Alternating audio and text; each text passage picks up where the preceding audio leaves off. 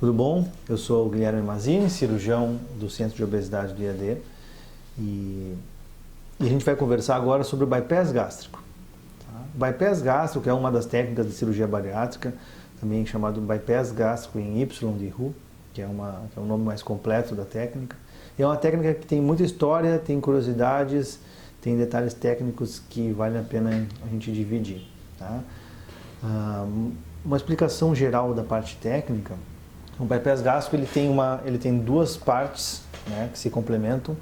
Tem uma redução do estômago, então durante a cirurgia, com grampeadores cirúrgicos, o estômago ele é diminuído, fica um estômago pequeno e é feito um desvio do intestino.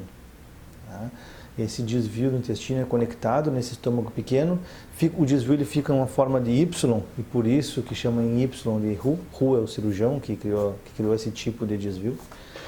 E então ele tem esse componente de restrição e um componente que a gente chama de desabsorção, porque mexe na absorção dos nutrientes. É uma técnica que começou a ser desenvolvida lá na década de 50 e 60. Tá? Hoje em dia é um procedimento maduro, que a gente chama. Né? Ele tem segmentos, tem pacientes com mais de 30 anos que já fizeram bypass gástrico, e a gente tem o registro desses estudos, então a gente sabe como é que ela é uma cirurgia que a gente domina bem como que ela se comporta.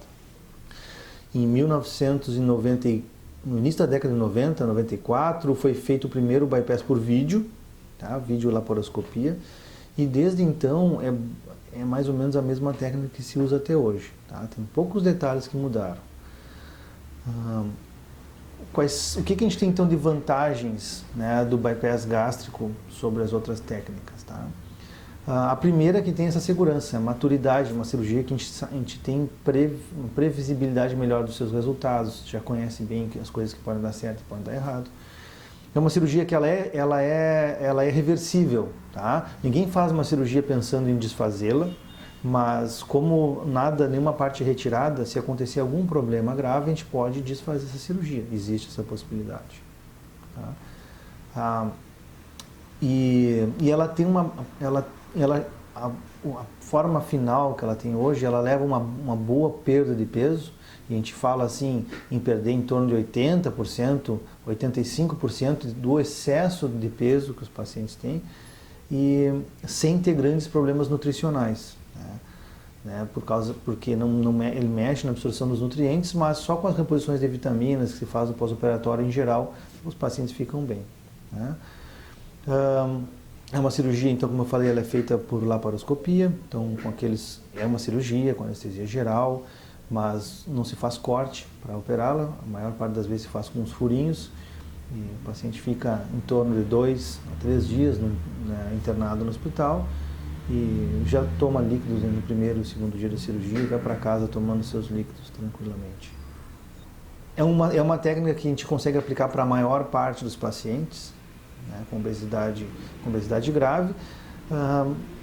Como ele interfere na absorção dos nutrientes pelo desvio do intestino, então alguns pacientes que tomam alguns remédios e que a absorção tem que ser muito controlada, tipo pacientes com drogas para pacientes com transplante, drogas para transplantados, imunossupressores, esses pacientes a gente tem que dar preferência para outras técnicas que não interfiram na absorção. Tá?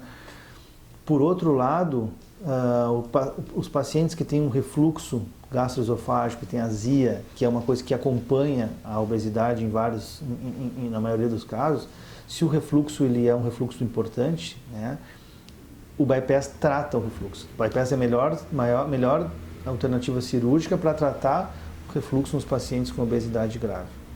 Né? Então, e fora isso, assim, se o paciente tem uma cirurgia prévia que mexeu muito no intestino, que não tem como, né, que fica difícil de mobilizar o intestino, também é uma técnica que não se aplica muito. Mas no geral é uma técnica que tem uma história bem conhecida e é interessante porque essa arquitetura, quando se pensou em diminuir o estômago para o paciente comer pouco e fazer um desvio do intestino para o paciente absorver menos os nutrientes, no final, e hoje se sabe isso, essa mudança gera mudanças metabólicas, hormonais, que por si só já melhoram a diabetes, melhoram uma série de de doenças que estão juntos na obesidade, mesmo independente da perda de peso. Então, por isso que ela se chama cirurgia metabólica, né?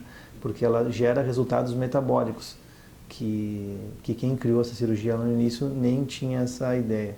Então, é uma curiosidade interessante desse procedimento.